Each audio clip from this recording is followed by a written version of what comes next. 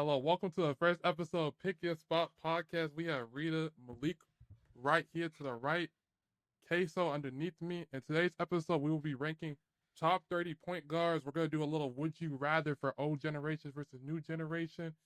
And then we're going to talk about some winners and losers of the offseason. How y'all doing today? Y'all doing good? Good. Y'all doing good? Sir. Good. How you doing? I'm doing good, bro. I'm finally doing a podcast with like two nasty Celtic fans. Like, it kind of scares me, but this Atlanta jersey behind me, that shit gonna protect me for life. It's gonna protect me because I don't know what type of. Oh no, it's gonna protect me for sure. Because I don't know because we have your player now. We have both of y'all player. Which one are you talking about? Porzingis. How long y'all gonna have him for? Yeah. What We gave y'all After the something season? injury prone. So you see how people switch up? You see how people switch up? Y'all talking about, y'all wasn't saying that last year. Y'all was praying for him. I was saying that last year, for sure. I mean, you was, but like you was still praying for him to be healthy. Yeah, But I mean, like, Yeah. just won the chip. Oh yeah. Y'all, here comes the chip shit. Here comes the championship. Y'all couldn't say that 2 years ago. we ain't got to. It's last year. You had like a couple injuries on that road. Y'all remember that, right? Oh. Did he have an injury though? Wait, the same guy you talking about? He wasn't there the whole playoffs, right? No, he was there. Played like 3 or 4 games. He dropped games. he dropped 20 in game 1 against Dallas. I remember. And then he was out, and he didn't play the whole playoffs before that. So we all was injured. Focus on this year, bro.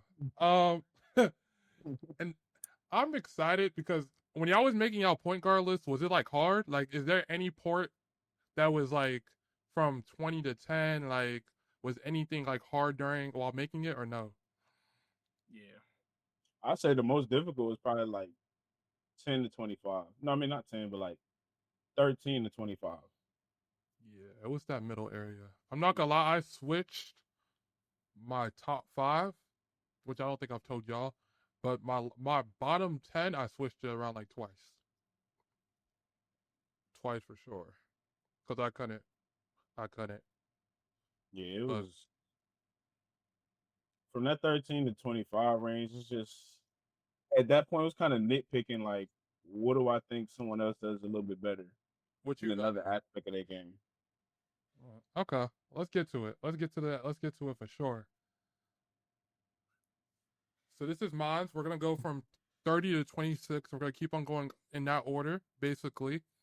For anyone that's going, it's going to go me, then Malik, and then K. So it's going to go down in that order, and then we're going to go a little snake draft. We're going to go back around. As you can see, from 30, I have Dennis Schroeder. 29, I had Scottie Pippen Jr. 28, I had Cason Wallace. 27, I had DeJounte Murray. And 26, I had CJ McCollum. In this range, bro, I'm gonna be honest with you. Like, I switched up my 27 and 25, I believe, once we get to 25. But like DeJounte was initially 25. I gave him credit for what he's done in his past career, and then I took it all away.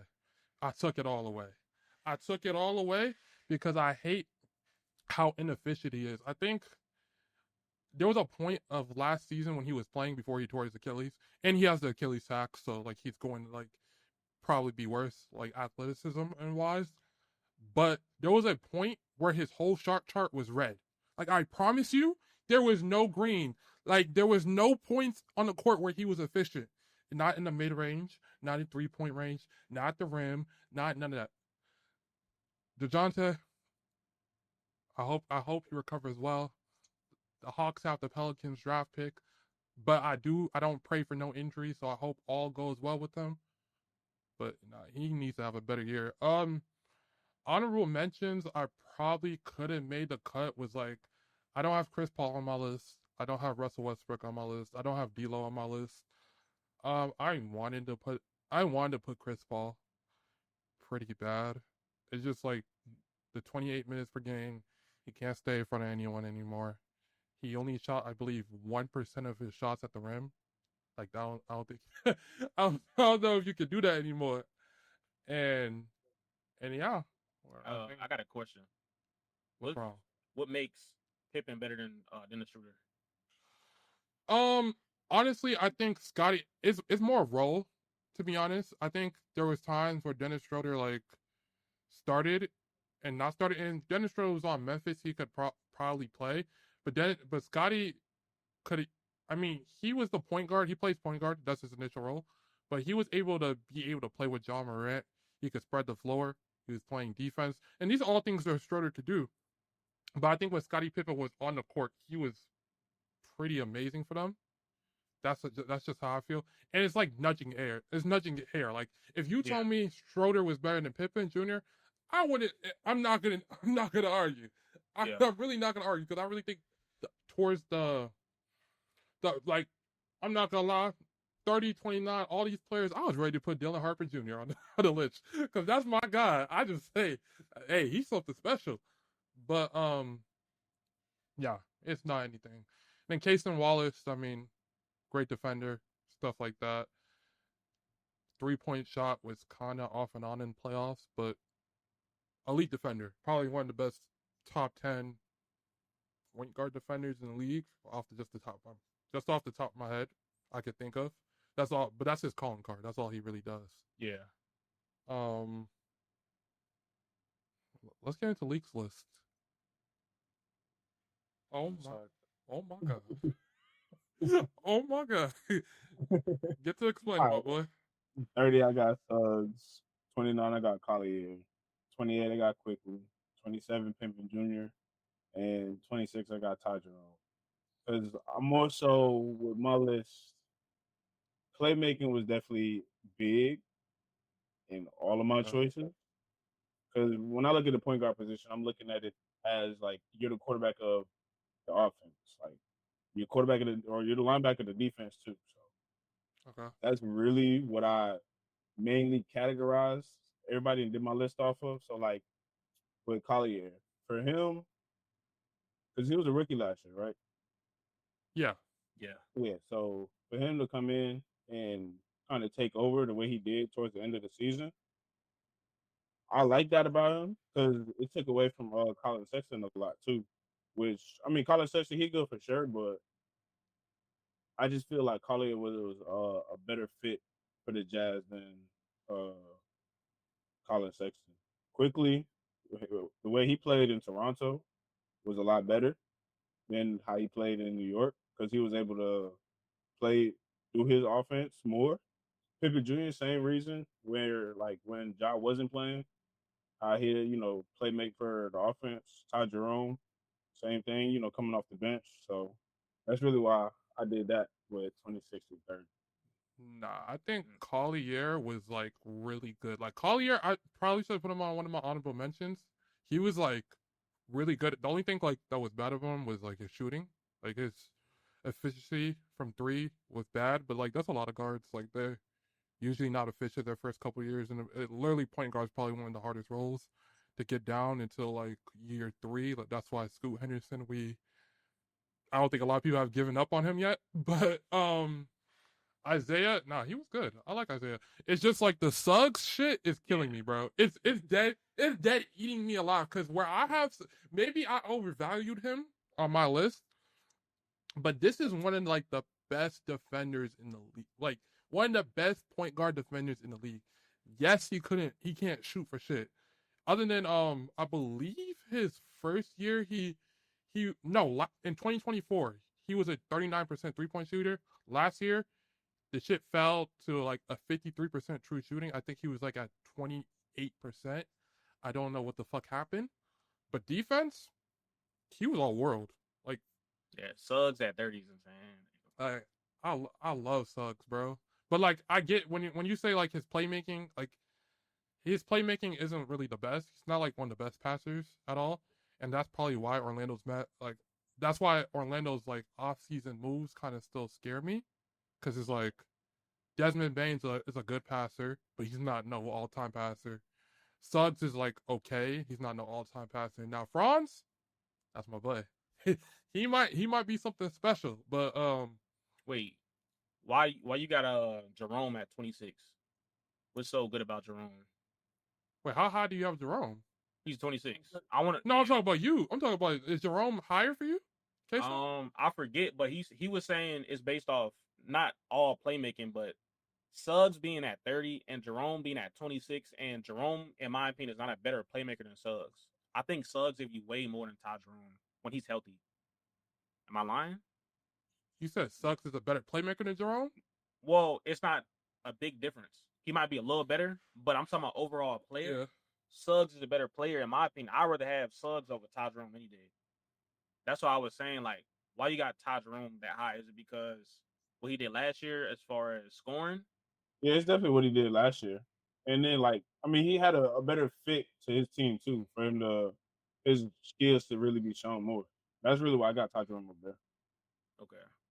So do you think he should have won 6 Man of the Year last year over Peyton Pritchard? Never mind. No, Never not mind. over Pritchard. I forget you a Celtics fan too. My bad. Not over Pritchard. That boy said, yo, kill your own teammate. That's me. Nah. No, I mean, I think to be honest, I have Suggs top 20. I believe he's somewhere. I I also forgot got what his- Suggs down. I also got Suggs down there too, because of that injury. That is true. He is very. That was my biggest like one of. I mean, I didn't put negative points to it, but when I looked, I was like, he only played 30 games, somewhere around 30 games last season. His last season, he played about 78, but the 2 seasons before that, that boy was never on the court. Yeah. Never on the court. Okay. Let's get into Queso. Let's see what Queso doing. Pro had Ty Jerome at 26 as well. Nah. See, no, you was just comparing. He had Suggs down there. So mine was a lot on defense. So, but also efficiency. That's why you see Westbrook down there, Van Fleet down there. But for the most part, wait. Oh yeah. What? Van Fleet, bro. Yeah, because his inconsistency is so insane to me. It's like he could have a stretch of 10 games where he getting you 25, and then he'll go on 8 points, 3 for 13 the next 10. You know what I'm saying? I don't like that at all. I think CP3 still gives you value to a team as far as mentoring. Whether it's the big man or the point guard, Westbrook, what he did in the playoffs is undervalued because of his shot making, but his defense, his rebounding won them some games for sure.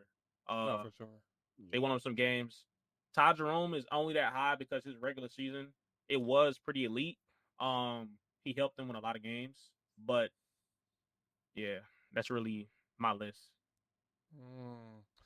Van Fleet. Yeah, it's Van Fleet that low, man. Like, I ain't gonna lie, Van Fleet he is one of the most unefficient players in the league. It actually bogs. You know, he's like 6 foot, like, but like, it's the shots he takes. The shot he takes are so stupid sometimes. But hey, in the playoffs, that boy was a monster. He was a monster, bro. He had a good run, but I can't respect somebody who, you know what I'm saying? I need some type of consistency when it comes to basketball. That's all I need. I can't have one of my main guards out here, give me 10 points a night. I need more than that.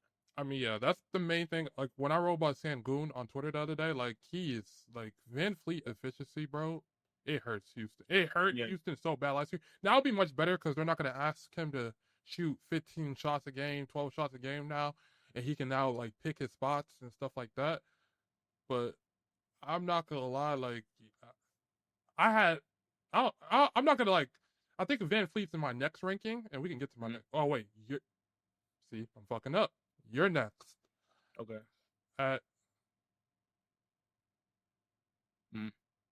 It's you. Yeah, it's the same thing. I base it off a lot of. This one was kind of hard for me because TJ McConnell, what he did in the playoffs, and for me, TJ McConnell is so elite as a 6-man that he's able to come in and lead and do what Halliburton does, and a lot of games are better than what Halliburton do. Yeah. I still put respect on DeJounte Murray's name. This is what he does on the glass. Assistant-wise, one of the best rebounding guards in the league. He's good when he tries, also inefficient, but a very high usage guy. Jrue Holiday, I still got a lot of respect for him. I don't know why a lot of people say he fell off. Last year, he wasn't the best three-point shooter, but the prior year, he was like a 40% corner shooter. But defensively, he's still very elite. Yeah. Peyton Pritchard, the same thing. I think he's one of the better 94 feet guys on defense. He'll fight with you all day. Obviously, he's 6 foot, so he can't do a lot. but the way he was handling Brunson on some plays was elite as well. That's really it. I'm not mad at this at all. Like, other than like, I'm not even gonna nitpick because I had Drew like probably a tiny bit higher. Yeah. I think, but like just because I put a little bit more respect, and then yeah, I seen the people saying Drew Holiday fell off. Shit, I don't get it. I really don't. He was injured last year. He played like the whole season throughout an injury. Yeah, his 3-point shot got worse, but I mean, It was his pinky, so that messes up your shooting. exactly. And also, he was the fifth option. His job wasn't to score. When he goes to a team where he's more high usage, he's going to still give you numbers. Because we've seen that whenever some of our guys is out. That's a fact. Malik has. All right, I got McConnell 25. I got Zoe 24. McCullum 23. I got Murray at 22, honestly, and then Giddy at 21. But I got is for Zoe. I just believe that his comeback gonna be straight. Like, So some he's projection. a great playmaker. Yeah. He's a great playmaker. He's a lone defender. You know, great perimeter defense. McCollum. I still gotta like put respect on CJ McCollum's name, man, because even with his injury last year, the team that he's on, like with the Pelicans, it's only so much he could do there. Yeah. And then Murray, his injury, but like you were saying, he's still a good defender, still a good playmaker, long perimeter defender. Giddy, I fuck with Giddy, man. Like what he did, yeah, not like that though. Cause the shit he did, but his on court play, I do like the way that he played because he played the game right. Yeah. I mean, yeah, I like CJ. I think I like CJ. I think I did tax him. I had CJ at 27. I think I did tax him a little bit. He was still like a 40% 3-point shooter the year before. No, it was like something crazy. CJ in the year of 2024, he was a 42% 3-point shooter. 2023, last year, he was at 37%, still giving you 20 a game. His defense fell off. I mean, he's never been a good defender, but like, it probably got worse. But he's on the fucking Pelicans. He was on the Pelicans, and like, nobody was playing. So like, who am I to? I can't hold the Lonzo shit. If you're projecting, I'm big on Lonzo, so like, I'm not mad. Um, over McConnell. I mean, I'm not mad at it though. I'm not, because if you're projecting into next season, I think Lonzo's going to be one of the best backup point guards in the league, and definitely because Garland, he'd be in and out the lineup all the time because I don't know what the fuck be going on with Garland, but he'd be in and out the lineup. So now I fuck with it. You don't see nothing crazy, Queso? Like you said, I got McConnell over Lonzo. Lonzo was elite defensively before he got hurt. 40% shooter, good in his role. But McConnell, he did too much in the playoffs. Who was they playing? I want to say they played. Who they play in the second round? They played Cleveland.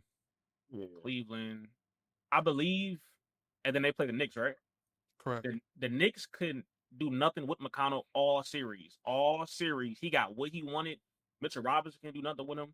He was D'ing up Brunson. A lot of times he was playing over Halliburton until the end of the stretches. He was just too elite for me off the bench. They couldn't do nothing with him. He won him a lot of games. I think my only biggest problem with him is what he's probably can only give you like 18 minutes a game, 18, 19 minutes a game. You're not going to ask McConnell to play 25, 26, 27. But that's the most elite 20 minutes. Like, elite. Yeah. He gonna get up in your face. Yeah. Yeah. He was knocking down shots too. Yeah. His mid range, yeah. His mid range. Cause I swear I think I got into an argument with someone like on Twitter not so long ago. It was someone, they were like, nah, TJ, bro, he's one of the best like shooters. He shot like 0.3 attempts from 3 a game. Like he don't even shoot threes. But now when in the mid range though, that shit butter. That shit butter, boy. I have Jerome at 25, Quickly at 24. I have Josh Giddey at 23. I got Peyton Pritchard at 22, and I have Andrew Nemhard at 21. Now, before y'all come at me with this Andrew Nemhard shit, I'm not the biggest like Andrew Nemhard guy, and I know next year like he's going to be playing main point guard and stuff like that, but I think like his ceiling is always going to be like a role. Like to me, I think his ceiling is always going to be like a role player, like as in what he does like on a court. Like he's a really good defender, like one of the best defenders in the league. He gets in your face. He'll play 99, 95 feet, literally be on you the whole time. We saw him do it in the finals. We saw him do it in every single round he played. But like if you see his 3-point shooting from the playoffs to the regular season, hey, you can call him a playoff riser. He's only played in 2 playoffs. I'm not ready to do it. But the 2 playoffs, he shot 29% from 3-point range during the regular season and 26.5% for pull up. What was his 2-point attempts? What's the difference? In the regular season, I think it's off of 5 attempts to in the playoffs, he's a 41% 3-point shooter. On what? 7 attempts or same? Probably more. I can look that up for you while talk. But Denny's a high turnover guy. Like I'm not gonna lie, Andrew Nemhard, I'm not a fan of his dribble. Like we saw when Hallie went down in Game 7, he literally would turn the ball. He turned the ball over like 4 or 5 times. Like, what else?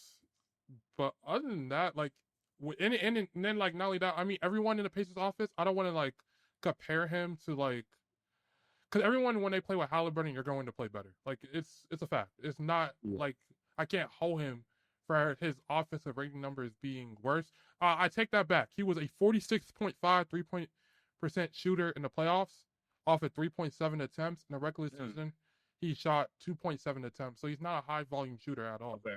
But like people were like taking it as like, oh yeah, no, he's really like get to that bag type of guy.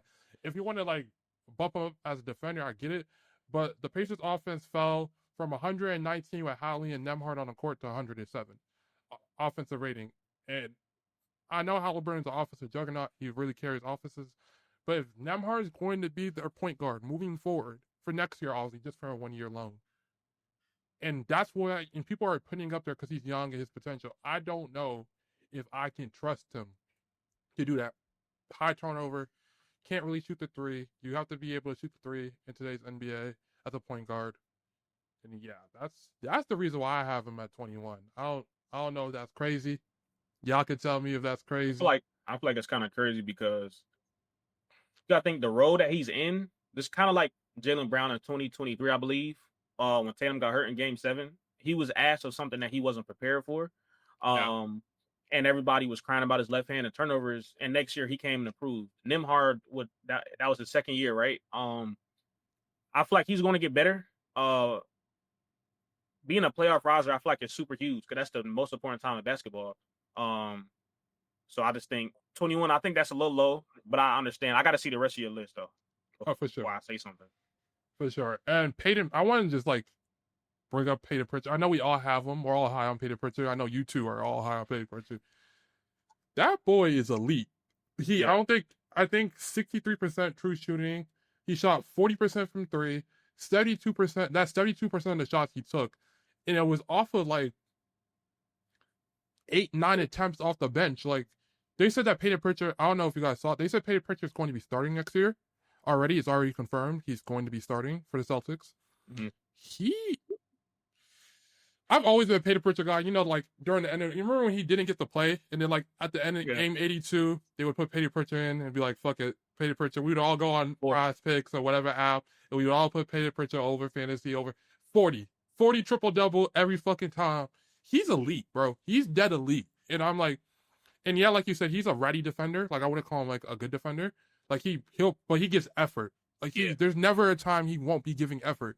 And sometimes that's all that matters. Like he's not like skinny. He's like one of them bigger type of guards. So he can he can take the bump sometimes. Like he's not going to just like get hoed. Like he's never going to get hoed.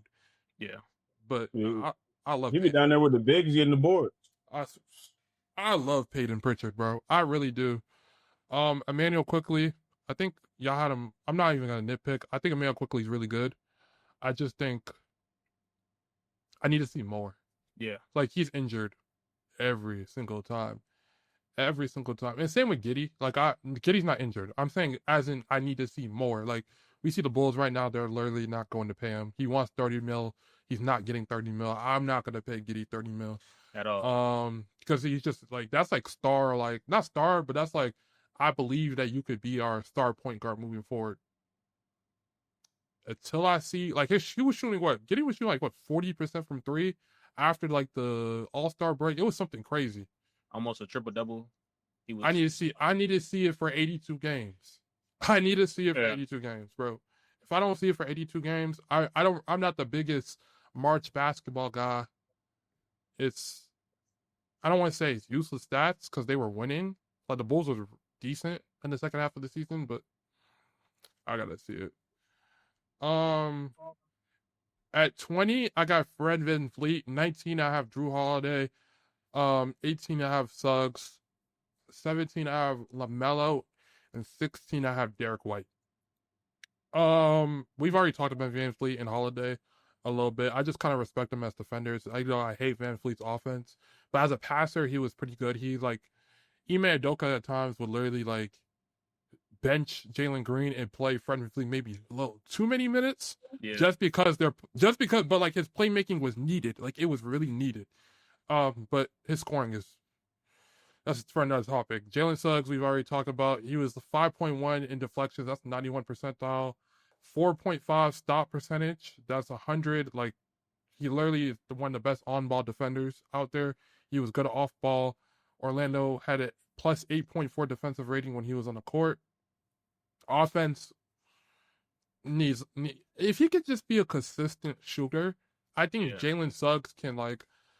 I know you guys won't like this. But if Jalen Suggs was a 38% shooter, why can't he be Derek White? Like, why can't he be Derek White? Other than no, he can literally be Derek White if he could just shoot the ball. But like he's far away. LaMelo. I don't know if this is low for people. I know a lot of people like. I don't think this is low for y'all. I don't think y'all would say 17 is crazy for LaMelo. Yeah. But I know social media might be like, what the fuck? Why is LaMelo 17? My darling, my GOAT, my playmaking god, bro. He's probably in one of the worst offensive situations in basketball. Like, probably one of the worst. He literally, like, for the Hornets to win games, because Brandon Miller's in and out the lineup too. Well, I mean, LaMelo is one of the most injury-prone stars there is. He probably needs to shoot like 20 times a game. I hope, like, with them getting Colin Sexton this year, with them getting Con Knuppel and a couple other guards, like they can lower his usage a little bit and hope he like plays a little bit better and he can get back to the playmaking because I think LaMelo is one of the best passers in the league. He doesn't show it a lot because who the fuck are you putting on the court with him? Everyone's injured around him. He's injured. And then Derek White, we don't gotta say too much. That's one of them guys. Yeah, y'all fuck with it? Yeah. It's pretty solid. I'm not mad at it. We got. Go ahead, Malik. Cool. So I got VanVleet 20, the same position. I got Jamal Murray at 19. I got Drew at 18. Garland 17, and Maxey at 16. So, like I was saying, that 13 through 25, not even 24, like 23, 22, it was all like kind of nitpicking at that point. I like Maxey though. Maxey wouldn't be they really good together, but with them adding Paul George and him being like injury prone last season, it kind of like messed their flow up a lot. And then, both of them went out. And B, he's usually out. Maxey, he went out. So it was just kind of like a bad season for them with that. Garland, I like Garland, but like it's just when it comes to the playoffs, man, it's like he dead disappeared.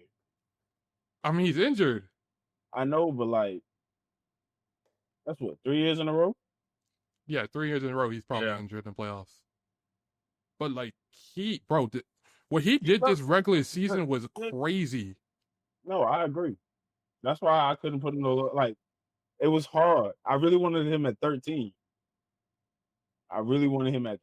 Like, Wait, no. No, wait, talk about. Why are we taxing Garland? Where's LaMelo? Where's LaMelo? That's a fact. No, where's LaMelo? If you're taxing Garland, who plays the regular season, who's an all-star, shot efficient everywhere. He's 6 foot and he's shooting like 60% at the rim. Where the fuck is LaMelo? Garland is on a winning team. LaMelo plays on a team where he can shot chuck as much as he wants. So if Okay. you put him in the right offense on the right team, LaMelo is definitely going to be better than Garland. He's probably more skilled than Garland. I'm not gonna lie. He's probably more skilled than Garland, but like, I just think Garland was one in the like he was 40% from like 40% like efficient from everywhere on the court. He was a good playmaker. Literally, he didn't lead, but he was like the third scoring option at a couple of nights for the Cleveland Cavaliers. Yeah. And it was a number 1 seed. Yeah, he disappears in the playoffs. I'm a Garland guy. Like you can't put that boy at 17 and think I'm about to be okay with it. And then you got LaMelo chilling in the top 15, living his damn life when he's not even showing. Fuck the playoffs. He's not here for regular season games. He's not here to get. He can't even get to the playoffs because he's gonna be hurt. Plays on Charlotte. Who does he play with? You literally just said that. In the NBA, you cannot do it by yourself unless you are LeBron, Ramon, James. That's my motherfucking goat. But Jamal Murray. I still like Jamal Murray, but I would have had him higher. I don't know. Like, I just need to see more from him. He obviously is a champion. Won it with Denver back in 2023. He don't have no All Stars, right? No. Yeah, but I mean, it's tough to even get in to the All Star in the West just because of how loaded it is with the guards. Yeah. But with Jamal Murray, what more you got to see from him? His playmaking is good. His shooting is good. I mean, I feel like he really sometimes he try on defense, sometimes he don't. Yeah. So I feel like playoffs he definitely tries on defense. Yeah, for sure. Yeah. Maybe he rises in the playoffs. That's why. Maybe consistency. Like I had Jamal. Jamal's obviously in my top 15 as you can see. I think he's 15. I could be wrong. I think Jamal and then like I wish I could maybe go back and switch Jamal and Derek White. I don't know if Jamal is actually 15. I wish I could like flip them.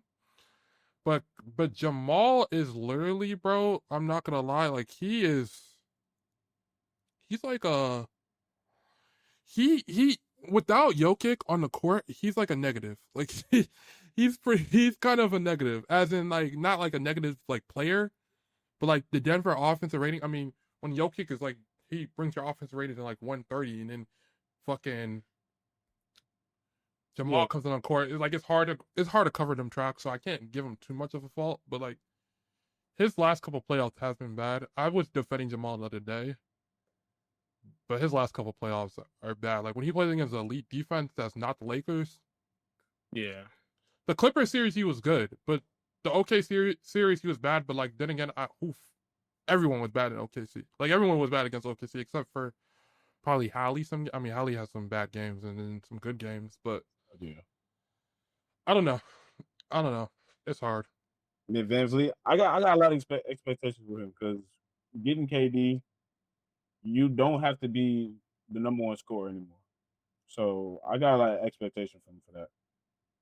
Okay, we got Queso here. Okay, we got Giddey, Suggs, Nembhard, Jamal Murray, and LaMelo. LaMelo just, I understand the team that he's on, but I feel like you kind of see what Josh Giddey does in a sense when he went to the Bulls. So I say he can do a lot more with that Hornets team, but I need to see some more consistency from him and injury. He's injury prone. I think he could easily be in the top 10 with some more players around him, but we'll see.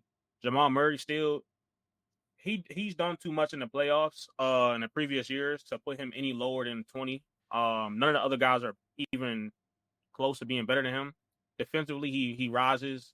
clutch time he rises. Him and Jokic are the best PNR probably in the playoffs. Nimhard, same thing. What I've seen from him is I like dudes who are dogs, and he turned into a dog when it matters. I can care. I like the regular season. Don't get me wrong, but when the playoff comes on, he's picking up 94 feet. He's guarding Shea. He's under. He's probably one of the best defenders on Shea. In the playoffs that I've seen. And then he's also very efficient in the playoffs as well. And then Jalen's. Oh, and when he played against the Knicks, he was very elite on Jalen Brunson. All series. Jalen Suggs, same thing. He's just injury prone. Can't say too much about him. I personally think he's a better fit at the 2, 3-and-D guy more than a playmaker. And then Josh Giddey as well. He just got to show me more, but it's not really too much to say. He's elite playmaking, elite getting into the rim. But I feel like when it matters, he can't be a number 1, number 2, or really number 3 because he's poor 3-point shooter, and you need to be able to shoot the 3 ball at the point guard position, especially as a top 3 option. That's why that's on my list. You're gonna have to really be able to pull up from 3 if you're gonna be like if you want top option usage, and that's I mean that's what Giddey does. I'm not mad at anything on your list, like anything. Garland, I'm just staring at Garland right there. Like, he deserves better, bro. Like, he deserves better from your. I know y'all like Celtics got like he deserves better, bro. He deserves better.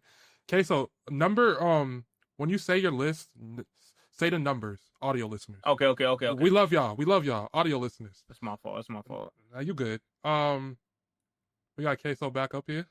Okay, 15 we got Lillard, 14 we got Harden, 13 we got Garland, 12 we got Derek White, 11 we got De'Aaron Fox. So since you was talking about Garland, I'll bring him up first. The thing with Darius Garland is his defense. It's his thing. So I play 2K sometimes. As a whole community, it's this thing that's called go get Darius Garland, which means go get the weakest defender on the court. I promise you. It's this is what we say, yo, go get Darius Garland. So we find the weakest defender, and that's all we call it. So us as being a Celtics fan, when I watch those games, every play is attacking Darius Garland. Every time I watch them play any type of huge game, it's attack Darius Garland.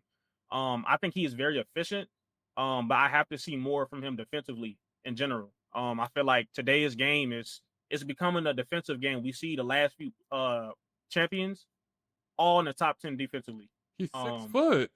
But that you 6 foot, but you got to try. Jamal Murray, like we say, he's also 6'1", but he tries. You know what I'm saying? CP3 is 40 years old. He's 6'1", but he tries. Peyton Pritchard is 5'11", 6 foot, but he tries. I'm not saying, you know what I'm saying? Just give me some effort. That's the reason but he's still 13. I think that's solid for him. Lillard, obviously, he lost a step last year. I think he's still very elite. I think the projection that we've seen with we wanted Giannis and Lillard to be. Giannis isn't a great screener at all. So that pick and roll that we thought was going to happen, I think me and you already knew that wasn't going to happen. So I think in general he still was very good again to the free throw line. He still was an elite 3-point shooter. Also another poor defender, but he picked it up last year. Derek White, you got to know about that. James Harden. I think he controls the team very well. I liked him last year versus the Nuggets, I believe. Obviously, we talk about his playoff performances, but I think he's not a number 1 option. And a lot of times in the playoffs, the team needs him to be number 1 option. That's not what he is. I think he's the best at you have a Kevin Durant around him, a Kyrie Irving, and he can dish off and get to his spots when he needs to. He'll be elite. But with them losing Paul George, Kawhi Leonard being in and out, I just think that wasn't the best recipe for him. Yeah, that's all. That was for James Harden, you were saying? Yeah, James Harden. Okay. I have a question. Yeah. Where do we put the line of putting elite role players versus star usage players? Because like I love Derek White. Mm-hmm. I love Derek White.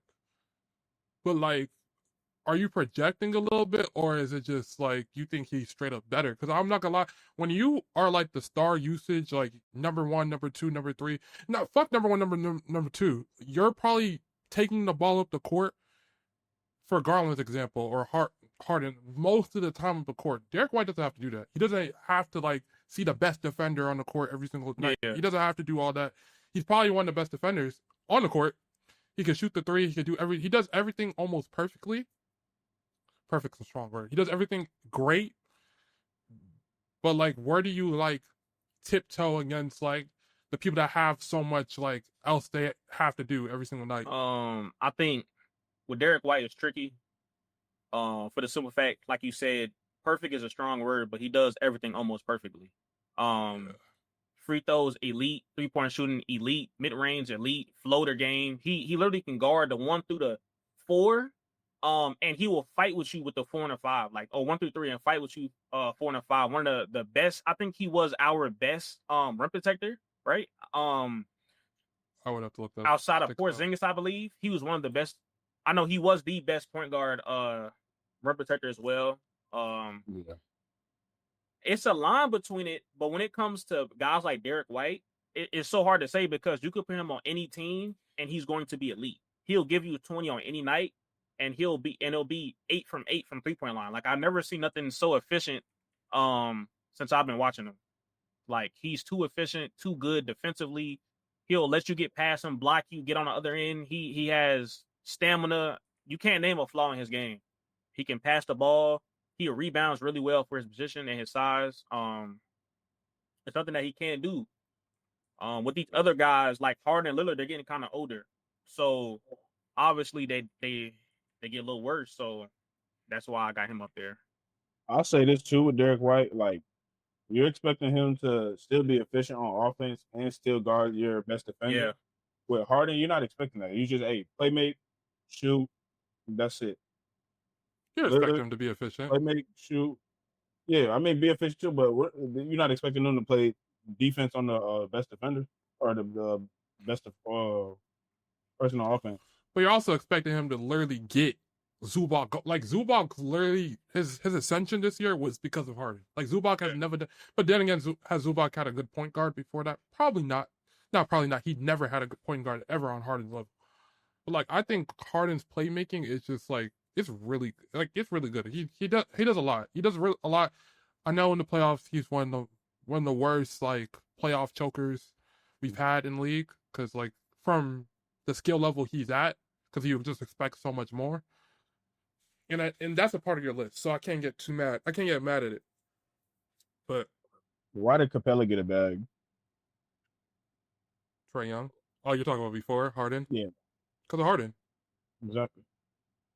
So what do you give him more credit? Man, this is not your list, but I was like, what do you give him more credit? No, for sure. But I'm saying like Harden, he's gonna elevate his bid, and I'm saying that because of what's about to happen next. That's why. Oh, what's about to happen next? Okay, we at let's get it. So for my 15 through 11, I got 15 Derek White, 14 Nembhard, 13 LaMelo, 12 Morant, and 11 Fox. Clearly, you don't see Harden because you don't see Harden yet. He's in your top 10. I like top Fox. 10 too. I like Fox. Fox plays fast, playmate. He's a good 3-point shooter. Gets to the rim. Plays defense. I mean, I'm not mad at him. Ja Morant, explosive. He can playmate. He plays defense. He plays tough. He play hard. It's just his on-court.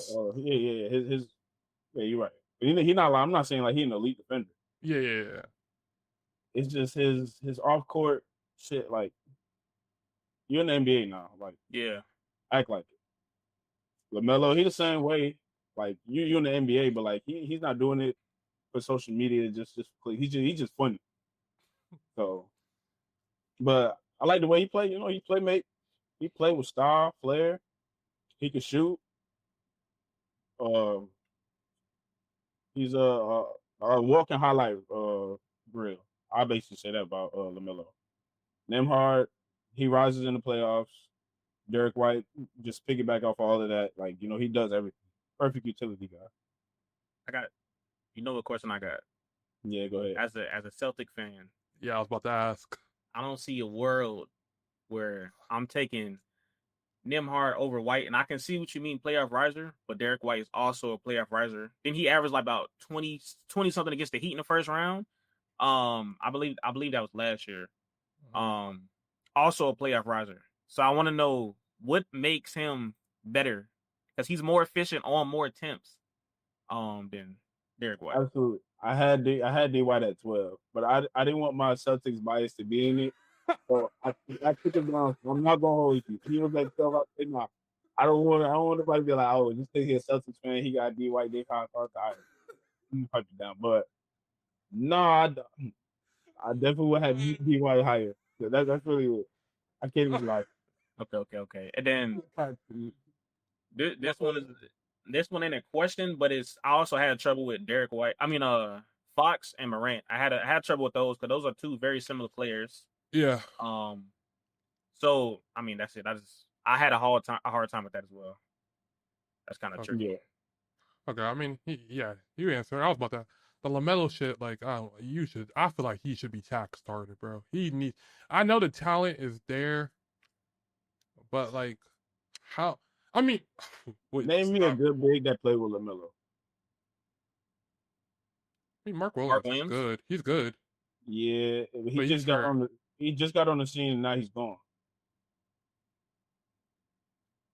I mean, yeah. I mean, he's hurt. Yeah, he played with Mason Plumlee.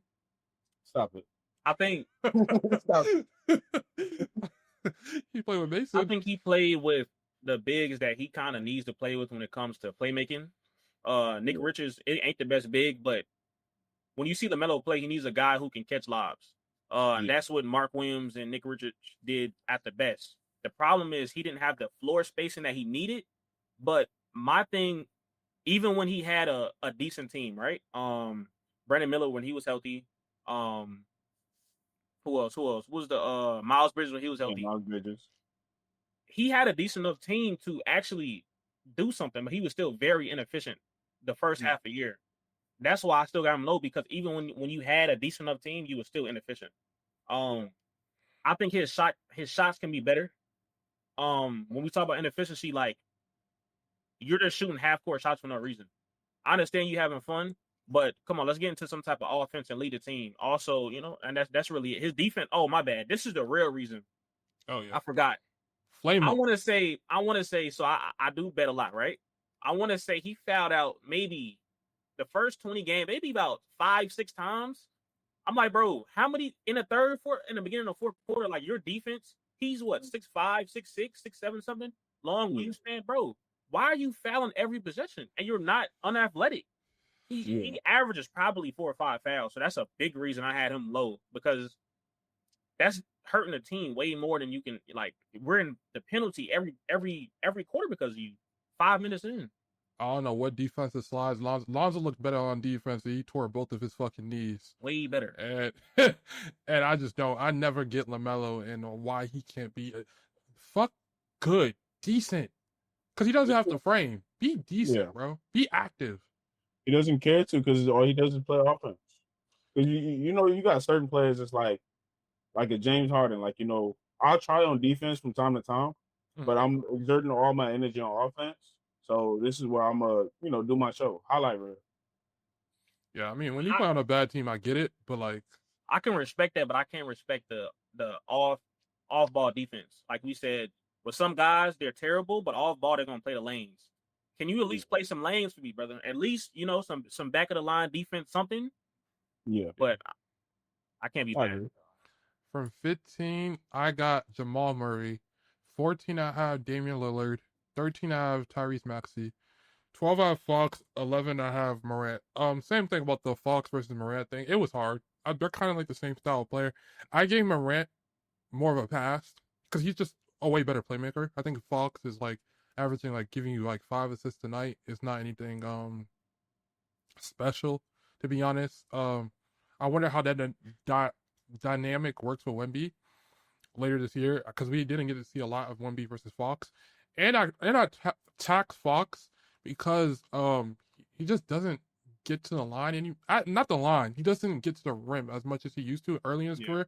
Now I get it when you're playing with Sabonis, and Sabonis is just sitting in the paint, and he doesn't floor space at all. It's hard to get to the paint. I get it, but even when he got to San Antonio, he just didn't do it a lot. I saw an interview.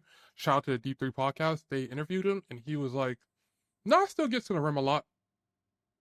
You don't, my brother. You not compared to what he used to do. Yeah. And you're getting older, athleticism goes down, but he's still one of the most athletic and fastest players in the league.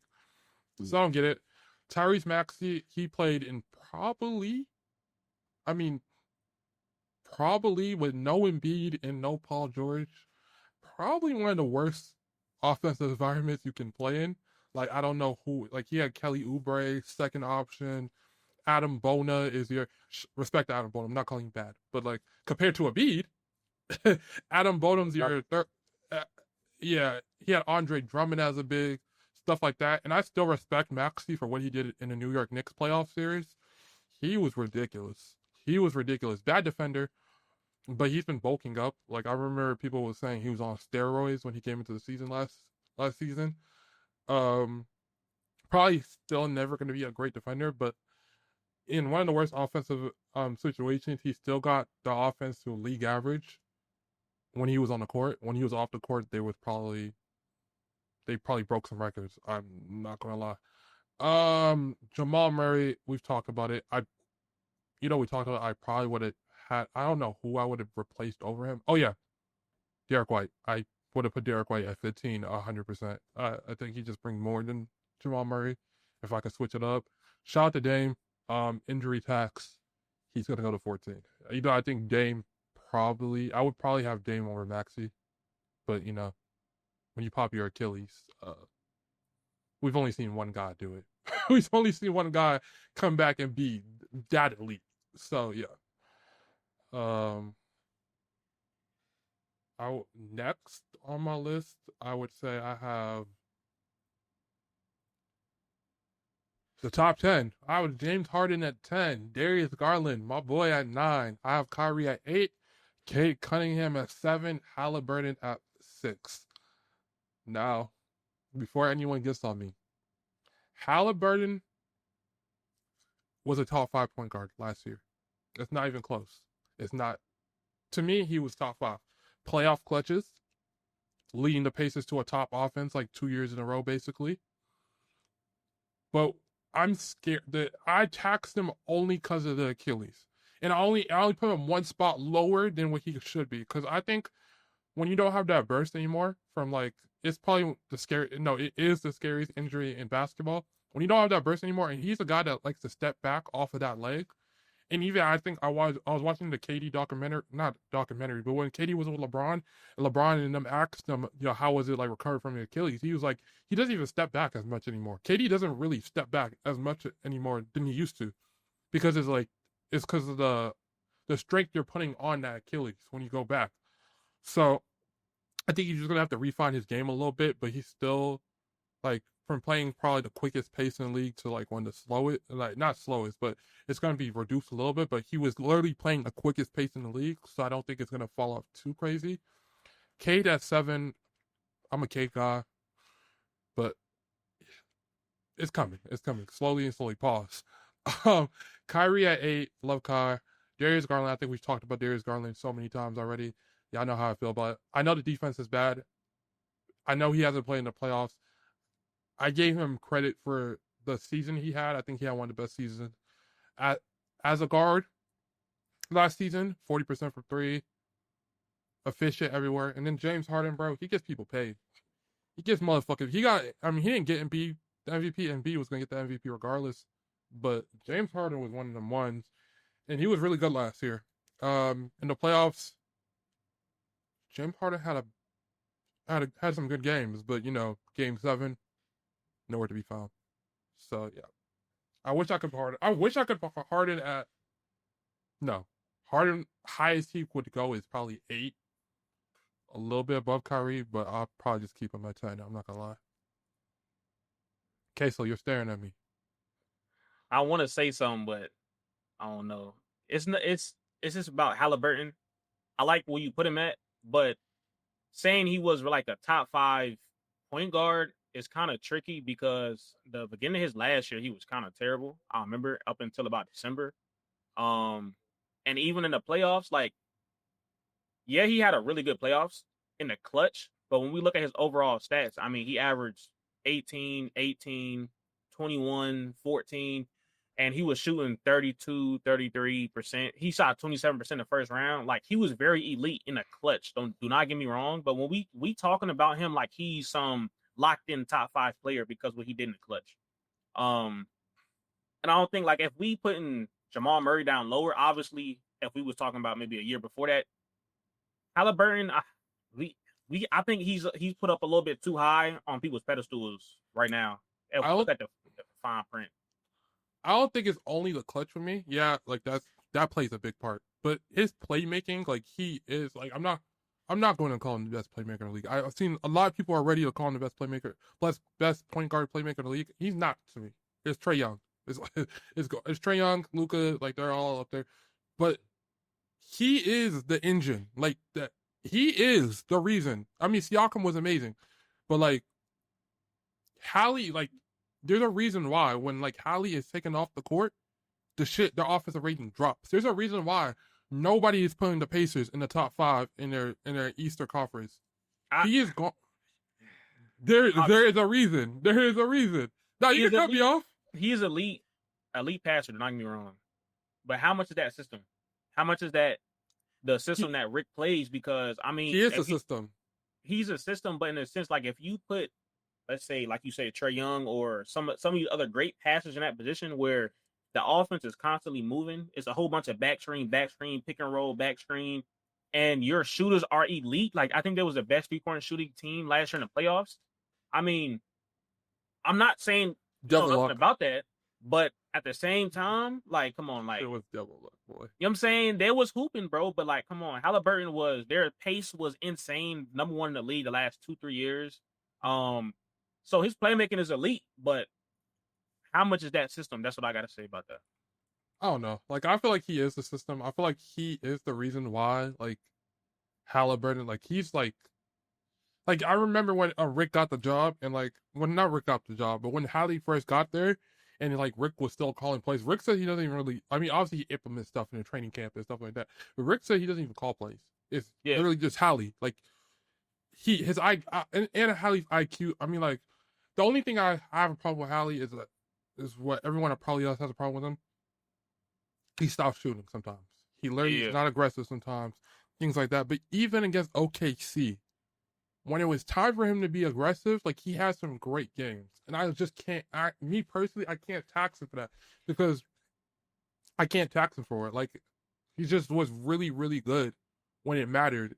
And even late in the season, I think the Pacers was the best Eastern Conference team from January and on, like, record-wise. Yeah. So, yeah, he was fucking atrocious at the start of the season. I think when it comes them versus OKC, when I did a write-up on Halliburton against them versus OKC early in the year, right? Mm-hmm. One thing I noticed is I said at the beginning of the year, the Pacers, I mean, OKC don't want to see the Pacers. Why? Because OKC is a very good on-ball defensive team.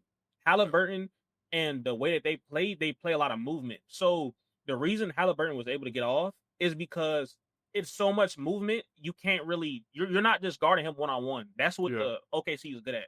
So Halliburton didn't have a problem because he can pass, he can move off ball, he's able to run downhill, pass it here, get it back here, and move the whole time. So even with Lou Dort being a primary defender, Lou Dort isn't a great tracker, if that makes sense. Like, he's good, but he isn't a great tracker. He's way better on ball fighting through screens.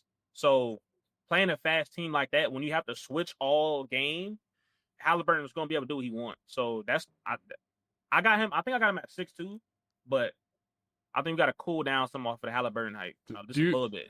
Do you give him more love if I tell you from December to the end of the regular season, he averaged 19.5, 43% from 3 and 50?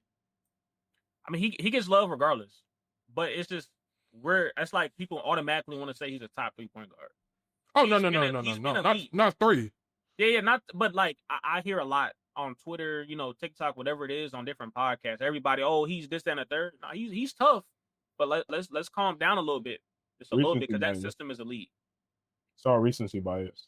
Yeah, that's I it. mean, shit, not no more. That boy. He was hooping, but like, come on now, this a little bit. Yeah.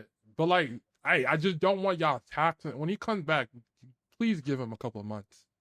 Wait, how do we clip this? Because I want that same energy for Tatum too, right? You're gonna give him a couple months, right? You ain't gonna say it's No. I would not. Got 10 points. No, I would never. Okay. I would never. Okay, but I gotta clip this. All right, for sure. Bro, so how do you clip this? All right, Malik. Oh, don't say nothing. Not yet, at least. All right, so 10 I got Lillard, 9 I got Kyrie, 8 I got Harden, 7 I got Cade, and 6 I got Brunson. Wait, before I have to say something. Wait, no, I have to say something because I'm gonna say straight up. I'm putting the glasses on because I don't want no one to see me when New York finds you, bro. Because my name not even reading no more because I'm not. I don't even give a fuck. But shout out to New York. I was about to say something crazy. Shout out to New York. They're going to find you, bro. Like I know you.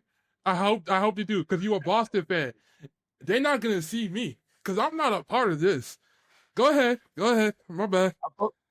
I like Brunson. Brunson tough. Like he giving you 40 in the playoffs. He giving you everything that you need as far as a point guard, playmaking, and everything. He played tough defense. I have no problems with Brunson. I gave him 6 because he sent us home. What the? I'm being dead serious. I gave him 6 because he sent me home. But nah, like I really do like the way that he played. But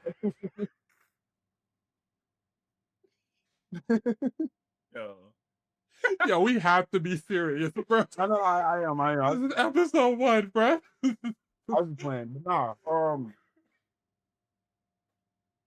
No, you're gonna That's have to hilarious. explain That's this, hilarious. bro. If you're not playing, if that's the reason, No. I was fine. oh shit, the shade's going back on, nigga. You ain't gonna catch me, boy. Go ahead, explain yourself. No, with Brunson, like I said, he's a great shooter. He's a great playmaker.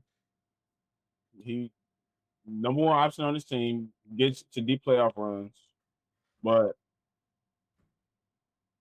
if he had like with Cat, I don't know if it could work with Cat.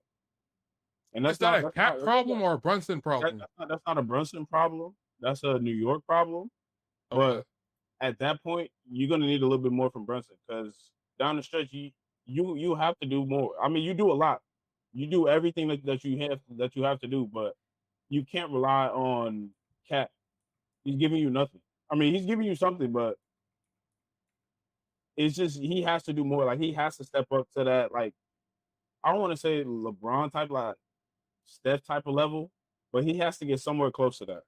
But what else do you want him to do? He's giving you said it all. He's giving you 40. He dead was giving them 40. He was fucking them up. What else do you want him to do to say he's not a top 5 point guard? Like you see this? I'm big Atlanta. Brunson's better than Trae Young. It's not. It's honestly. Wait, I was about to say. Brunson in the last couple years is better than Trae Young, and it's not close. I'm gonna say it's not close. It's not close. Both bad defenders. Trae Young's a way better playmaker, but what Brunson does offensively, we're looking at like a mini Luka. Like when it comes to just, you could give him the ball, and you're off. You could have bad offensive players around it, and Brunson will still carry you to a league average offense. I will say, you saying the last few years, but give Trae Young this year before we say something on that, because I feel like Trae Young's play style is big on his spacing. Hey, you don't gotta tell me twice. No, I'm just saying. You gotta tell me twice. Trae Young is big on his spacing. You give him spacing, he's gonna be able to do what he wants to do. He can't do that with no spacing because his type of scoring is a lot created in the pick and roll and dissecting defenses. Brunson is ISO, so him being gifted Michael and Dante the year before last year and OG and Cat, he can do what he wants. So the only thing I have for go ahead, my bad. Brunson is legitimately at 6 because, like I said, when we first started, I prioritized playing the point guard position Yeah. as a playmaker. So the 5 that I do have above him, I feel as though they're better playmakers. That's really why I got him at 6. I think Brunson is a better playmaker than Shea. I yeah, I think Brunson's a better playmaker than Shea. But obviously, we're not going to put. I'm not telling you to put Brunson over Shea. I would never say that. I'm just saying, why can't Brunson be over Hallie? If you value Trae Young and you believe what Trae Young is going to do next year, I'm cool with that. I'm so cool with that. I'm the Hawks fan. Fucking rise Trae Young up to 1 for all I give a fuck about.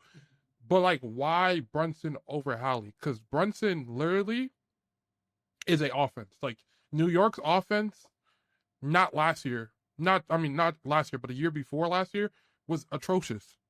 It was really bad, but they was cool with it because they knew Brunson could just ISO everything and get 40 and still get like 6-7 assists, which he's not no elite playmaker. He's not no, but like he's literally he's one of them ones. Like I'm scared of him. Like I'm dead scared of him.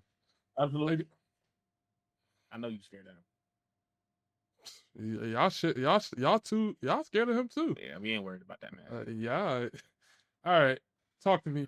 All right, at 10 we got Morant, 9 we got Maxey, 8 we got Trey, 7 we got Hallie, 6 we got Kyrie.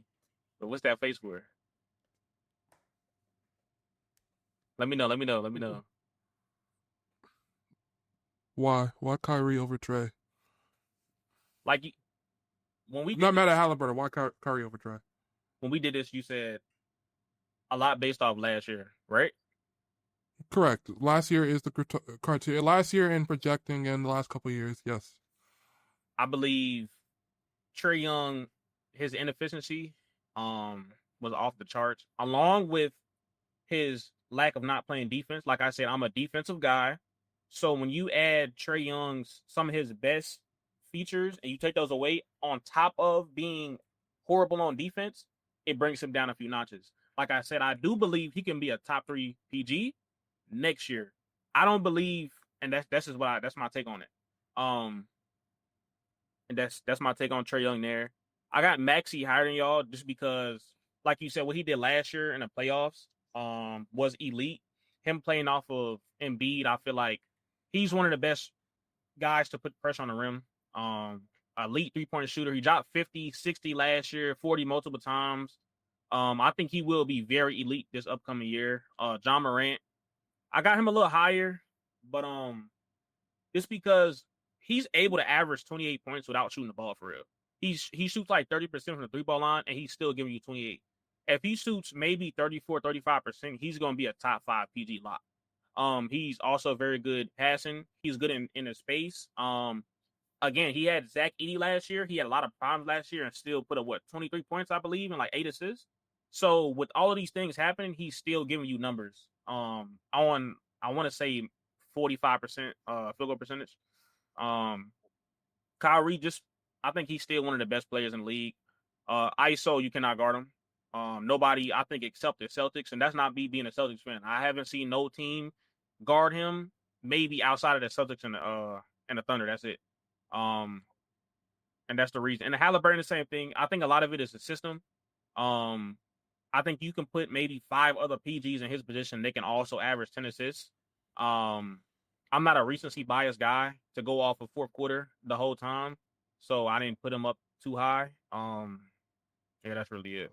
Listen, I've heard your thing about Hallie, and I'm cool. Like if that's the reason I'm not, but Trae Young is dead one of the best playmakers in the league, bro. Like I'm not gonna lie, like Trae. If you dock Trae because of his efficiency, and you plus Kyrie because of his efficiency, cool. What about the gap about Trae and Kyrie's playmaking? Yeah, I think also last year I seen when he was playing against us the effort on defense.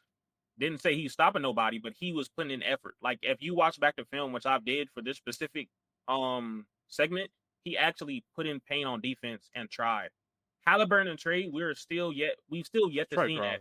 Well, Trey for sure. He's been trying. He's been trying, But Yep. Halliburton, he's on and off, good off ball, but Yeah. Kyrie, I'm taking him defensively all day. And still, he's the second option. I think this upcoming year, you put him as the first option with AD and Clay on the side, I think he's gonna still give you really good numbers. I think because Halliburton and Trae Young, usage was higher. Yeah. Kyrie was playing with one of the highest usage guys in the league, and Luka Doncic. So you give him that role, that starter role, he's going to be giving you 27 a night, 6 assists a night on elite efficiency. But So he's never gonna have the usage of those guys because one, you're never gonna take the ball off of Trey, you're never gonna take the ball off of Allie. And Kyrie, I don't think he wants to play that usage. And we got Cooper Flag coming in. Like they're going to give usage to Cooper. Like yeah, but I'm just saying when you come from somebody who had 34 usage last year and Luka, and now you're going from maybe 23 to like 27, you're going to get a lot more touches and a lot like at the end of the game, the ball's going to be in Kyrie's hand. It's not Luka no more. So when I did a little bit of projection with Kyrie, I think it's probably one of the only players. This upcoming year, y'all gonna see why he's still better than Halliburton for sure. Trae Young, I think I probably could have swapped Trae Young above Hallie, but you're gonna see why Kyrie's still better than half of these PGs on the list. Kyrie, we don't know. Kyrie probably comes back January. I would assume. Well, January, yeah. So I think he probably comes back, but when we actually see him back in full mode, he's lights out better than Halliburton for sure, 100%. Okay. So the last slide, I put all the top 5 together. We can I'm gonna just show it, and then anyone can. I'll go first. I got SGA at 1, Luka at 2, Curry at 3, Brunson at 4, Trey at 5, and then actually we could just Malik and list, and then Casey can list, and we could just discussion can go. Okay. Yeah, at 1 I got SGA, 2 I got Steph, 3 I got Luka, 4 I got Trey, and then 5 I got Halliburton. Okay. 1 I got SGA, 2 Doncic, 3 Curry, 4 Brunson, and 5 Cade. I think for me, the tough one, I also had Curry number 2 over Luka, like how you had. Yeah. But at the same time, for me, it was defense. But Curry isn't a really a super good defensive player for me to put him over Luka. What Luka has, what he's doing offensively is elite. Playmaking wise, rebounding, he's a good rebounder. I don't say he as good as everybody else because just weak side defense from not playing defense. But he's a good rebounder still. Steph Curry, he's fallen off a little bit last year. Not shooting wise, but just you can just see he's fallen off as far as whether it's playmaking. I think I don't know. That was kind of tricky for me. I think that's kind of interchangeable. But Luka is just doing too much offensively for me right now. That's why I got those two there. And then Cade, I got them higher than both of y'all. You got Cade as a top 5 going into next season or top 5 now, like as in today? Cade was also, it was really tricky, but for the first year, he had a good team. He was able to take him to the playoffs. Basically, I wouldn't say by himself, but elite. Not I wouldn't say elite. Very good defensively. He rebounds the ball. He's a great passer. He was also very good against one of the better on ball defenders, which OG, Mikal Bridges. He didn't shoot great, but he was still giving you 20 a night, 20 and 10 a night. Yeah. The first season he has a real floor spacing team. He took them to the playoffs. So I think we have to account that for something. That's really, and he also plays defense. He gets to the rim when he wants to. His post game is elite. And that's the reason I got him in my top 5. I think within the next 2-3 seasons, he really could be top 3, top 2. For sure. For sure. I mean, yeah. I mean, the older Steph gets, I mean, I don't know. He might be one of them LeBron cases. Like, I don't think Steph game's never really gonna age. He runs around the court, he shoots threes. That's never really gonna fall off. And Steph said he's not gonna retire anytime soon. Mm-hmm. I digress. We don't know how far that'll go. I think Cade is top 5 potential point guard. Like, I'm not gonna lie. Like, as in talent. Like, he's really, I'm a Cade guy. And like, yeah. And it's gonna be easier next year. He gets Jaden Ivey. He gets losing Malik Beasley's big. I don't know if they're gonna bring him back. I don't think they can bring him back because I'm pretty sure he just wants more money. I don't know what team's gonna have to like trade players to get the money to give him. Unfortunate, but I mean Duncan Robinson still brings a great amount level of 3-point shooting. So I don't think the spacing's still going to be bad. And then Ivy was really good from three. Ivy was like 40% from three. Do you think 30 he keeps that games. up? He said, Do you think he keeps that up? Ivy? Yeah. Not 40%. Not That 40%. that was my one thing. I didn't know he shot that high. But everybody, like you were saying, you ready for Ivy to come back? Yeah. I do like it as well. I feel like I'd rather him have Beasley over there just for the spacing. Like K gets to work and does what he wants to, and I don't think you can play Asura Thompson and Ivy together. But now I see he's 41% shooter. But can I still respect him? He gonna have to show me again another year. I'm sorry. Yeah, no, he would have to show Ivy's not. I don't think Ivy's a perfect fit next to Cade. Obviously, if we was talking perfect fit in the world, bring Devin Booker to like Detroit, Sure. and we're talking something. We're talking something amazing. But It's reinforced. if Ivy keeps on development, I think he shot like 5 threes a game. If he gets to 36, 37, he can be all right. And it's just a plus. Like you didn't have a second playmaker off the bench except for when Dennis Schroeder came, and now you get Ivy. So now Cade can get off the court, and Detroit won't be as fucking terrible with Cade off the court. But I fuck with Cade. I think I you put Trey over Hallie Malik because of just to put Trey this year. Yeah, his elite playmaking. Like Yeah. they both neck and neck with it, but I just got Trey over a little bit more. Trey, what he did with Capella, I didn't see Halliburton do that with Miles Turner, unless Miles Turner just couldn't rise to the occasion like that. Because what he did in the playoff, abysmal. So Yeah. I mean, they're two different. I mean, they're two different type of players. Capella and Miles. Definitely, we're talking about Capella at his prime, of course. Capella was fucking dog shit last year. Oh my, I have nightmares. I'm not gonna go on a Capella rant right now. I just don't got time for it. But no, Trey Young is like a James Harden type of player. He gets every big paid. I'm excited. Trey Young Porzingis this year. I'm excited. That's why I put Trey up 5. I'm just like super excited. I think K still like hinted on it. He's really big on efficiency. You finally, since 2021, I remember because I wrote about this. The Hawks in 2021, when the year they made the ECF, they were number 2 in 3-point shooting. Yeah. What do you guys think they ranked the last 3 years? Any guesses? I know there was bottom 5 because I did that for the winners and losers. They're like bottom 5, right? Yeah, they were like bottom 5. They were like 26 or something. And then the year before that, they were like 21. We lost Gallinari. We lost a couple of shooters, stuff like that. It's just been bad. I think with Porzingis, with Na coming in, Nickeil Alexander-Walker, Luke Kennard, like Trey's in for a big year. Still couldn't put on over Brunson just because like I have to respect what Brunson has done, like the shooting, all that. But we've already got into that. Curry 3. I know Malik has Steph 2, Curry 3, Luka 3. I'm not even mad. Like that, I feel like that's flippable. Because even Curry in the regular season sometimes will like coast. And not even coast, because Curry carries the offense. As in like just, like Curry's not gonna give you 30 every single night. Yeah. And then there's a stretch where he'll literally give you 30 for 12 nights in a row.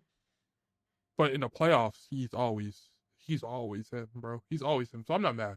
I just like Luka a little bit more. And then SGA, he's number 1. You got to be number 1. Number 1 until proven otherwise. I just wish SGA's playmaking is a little better. That's probably my only flaw with him. I feel like Chet was missed so many times when he rolls to the basket. But he's the best scorer in the league, bro. SGA is dead the best scorer in the league, bro. So like I can't not put him 1. So this is the list.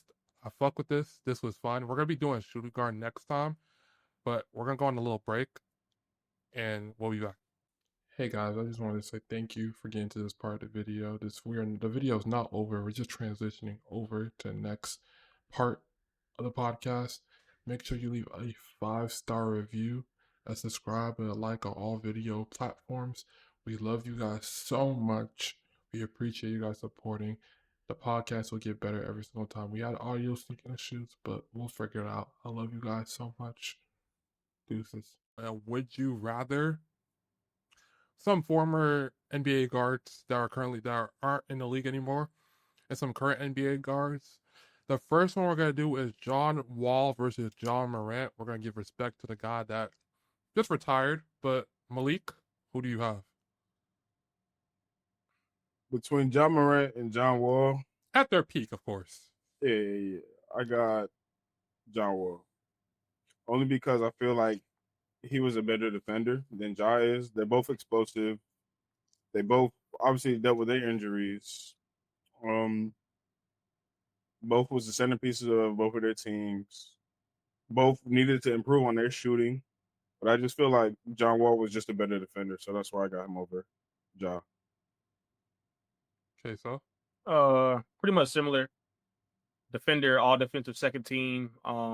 Also played in the during the time when the pace wasn't as high as John Morant. I think if he played as I think he played in the role like John Morant in his prime, he would do more than John Morant. He averaged 23, 11, and 5 in those times. He also went to the second round and was averaging almost 30 points in the playoffs one year. I want to say 2016, he was elite. And without like the greatest team, he lost to the Celtics the second round, I believe. But yeah, I got John Wall for sure. yeah, bro. If John Wall had 20-25 spacing, Yeah, like 3-point shooters, like around. I mean, he kind of like the Washington team had a lot of shooters, but if he had spacing now, oh my god, bro, I ain't gonna wait, lie. question: who did he play in that first round that year in 2016? We're talking about John Wall. Yeah, I want to say he played some. It was some bad team that year. I could not remember. I'm gonna be honest with you. There's no way I'm remembering that. It probably was a Not terrible go real. team, right? It's Right. It was a certain team he averaged 30 and 10 on. I forget the team. 30 and 10. Average. I think he 45, 35 splits. it was the Hawks. Oh, really? That's insane. Yeah, he was playing that team. He averaged 30 and 10 versus them. It was the Hawks, bro. Yeah, we gotta pay some respect to that man. Game 6, he was elite. Also, I'm saying poor Hawks. It's all good though. Weird. Talk about the Hawks. The next one we're gonna do is Trae Young versus Gilbert Arenas. Please be respectful. Okay, so go ahead. Wait. Who you got? John Wall or John Morant? I got John. I'm sorry. I got John Wall. Okay. Gil or Trey. I believe I also had to the point again last time I said the spacing has been terrible outside of 2021. I have Gilbert Arenas. For the fact of we gotta understand again when we talk about these different times, spacing, the pace of the game was very different. If Gilbert Arenas got to play in today's game, he would be elite. He would be elite. He before his injury.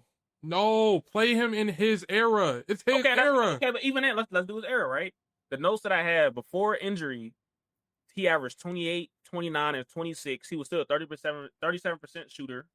He went against the Cavs in 05, 26, 30, 34, 34, 44, and 36. In the playoffs versus the Cavs that year. He was elite. He can get to any spot he wanted to. He was elite in the clutch. He wasn't a great defender, but scoring wise, he can get what he wanted to. That's the only reason. Trae Young, I think, will be better, especially after this year. But given the fact that it's so reliant on what his team is built, I give it to Gilbert Arenas. That's it. Malik. I'm gonna have to get that one to Trae Young. Just cause, I mean, in less time, statistically, he's been better. Because what Arenas played 11 years, Trae still are on year 7 or 8. I believe so. You're going into year 7 or no, maybe 8. But it should be 8 this year. Yeah, it should be 8. Yeah, playmaking. Trae Young was obviously better. Trae Young led his team to more playoff success. ECF. What else? What else did I have? Let me check my phone. Yeah, even with like the era comparison, like you were saying earlier, it's a higher pace offense now, which is in favor of Trae Young, which is why I still got him. But the impact that he got defensively, obviously Gilbert Arenas is better, but that's picking hairs at that point. Yeah, both terrible. Yeah, so Yeah, I got Trey. I mean, Trey is probably like he leads bad Hawks offenses. Maybe not last year. I think the Hawks was ranked 17th last year on offense, but before that, if the Hawks had a bad offense, you still mark them to be top 10. If not top 10, they're going to be 11 or 12. Like Trey Young has led like bad teams to higher marks. Now, Gilbert Arenas, he don't blow out his knee. We have a different conversation. we have Gilbert Arenas was him. We have a different conversation. But once Gilbert Arenas started getting some injuries on him and stuff like that, it's just hard. It's hard for me to say Trey Young, who's led his team to an ECF, which, I mean, again, they should never beat the 76ers. So every time people say that, I kind of tilt my head and be like, I mean, I'm a Hawks fan. I can be honest. We should have never beat the 76ers. They should have whooped us. But, they didn't. They didn't. And we almost made the NBA finals. So, I'm going to give Trey a little bit more. But shout out to Gilbert Arenas. Beat the case. Trey gonna give you 30 and 10 on 40-30 splits though. I respect it. I mean, 2021, he was efficient, bro. It's That's coming. That efficiency's coming. I give you 2006 efficiency too. He's shooting 30 and 30. I can do that. You give me all that usage. It's coming, bro. Hey, Trey Young's coming. I believe it this year. We got a Celtic legend and Rajon Rondo versus Tyrese Halliburton. Go ahead, Malik. Rondo. You didn't have to think about it? Rondo. So, who you got? I'm going to be real. I'm probably 100% biased for Rondo, too. For the fact of, I don't think people understand, he shot 20% from the three ball. He was getting guarded at the free throw line and was still able to average 13 assists. In the playoffs, elite. I think he broke his hand or something and still dropped 40 one game. He averaged a triple-double. He averaged 18, 10, and 10 one year. I believe 2009 year on 3 steals. Elite defensively. In the playoffs, right? Yeah, in the playoffs. Mm-hmm. Very elite defensively. When you talk about getting under you, can guard all 3 positions at the on the wing. His best game in the playoffs was 29, 18, and 13. That's unheard of. That's Russell Westbrook numbers. I think it's night and day with them. I ain't gonna lie. Until I see Halliburton be more consistent with his scoring. Obviously, he wasn't a great 3-point shooter, but he was still 50% field goal percentage though. So Rondo. I'm gonna go Rondo, but it's like I don't want this. We're not Halliburton haters. I know people might be like, oh yeah, they hate Halliburton. Now we're not Halliburton haters. I'll go Rondo, but it's like slight. Like it's slight. And Tyrese, I mean, he's young. We got a lot of career to go. Darius Garland versus Kemba Walker. Okay, so go ahead. That one, I was a little tricky for me. I'm gonna say it's like picking hairs, like what y'all was saying earlier. It's just I'm probably gonna go Kemba Walker for the fact that he had way worse teams. Outside the last 2 years for the Cavs, Kemba Walker with a team like Evan Mobley, Donovan Mitchell on his side would still do numbers. I got Kemba Walker. Ain't really much to speak on it with that. For me, I got Garland, actually. I feel like Garland was, I mean, obviously he had a better team, so obviously he's going to be a better playmaker. You could go to Garland to score. I mean, you can go to Kemba to score too, but once he had those knee injuries, obviously in his prime, he was good. Yeah. But his injuries really derailed his career. And then when he got to us, it's kind of like, it is what it is with him. So knee injections before the game. So yeah, that was crazy. bad. Yeah, it was bad, bro. What, knee injections before the game was crazy? That was crazy. Oh, okay. I thought you were saying the verbiage was crazy. Oh no. Okay, for sure. Yeah, I would. It's close. It's really close for me. I would probably go Garland, but it's so close. Like, it's probably just like playmaking right now. Like edge is why I would go Garland, and just the efficiency from all levels on the court. Like Kemba in the mid range, Kemba getting to the rim, he was elite. And he played with a really bad team. Like Kemba, until he got to Boston, which his knees was kind of already fucked at that point. He was crazy. Like he led the Bobcats made the playoffs one year, right? What time? I believe they did and got first round. Yeah, I'm gonna be honest. Ooh, I don't know if Garland is leading that team to the playoffs, bro. To be honest with you. After the knee injuries, he still averaged 20 on the Celtics. No, he did. He did. It just got worse and worse and worse. Yeah. I take it back. I got Walker by a smudge because I just don't know if Garland, as a number one option, is leading that team to the playoffs. But it's close. I'm not mad. And then we got like a bench edition. We got probably one of the better 6-man players, and he started a little bit with LeBron. We got Mo Williams versus Peyton Pritchard. Malik. I got Pritch. You got Pritch. Only because that's Mr. 94. He gonna play you court to court or end to end. He shoot deep threes, known for his halftime shots. He's a great playmaker. Well, he's a good playmaker. Yeah. He's a good rebounder for his size. Yeah, I got Pritch. I'm gonna have to go Pritchard. I'm kind of mad at this comparison. It's not even close. Mo Williams, a lot was off of LeBron James' gravity.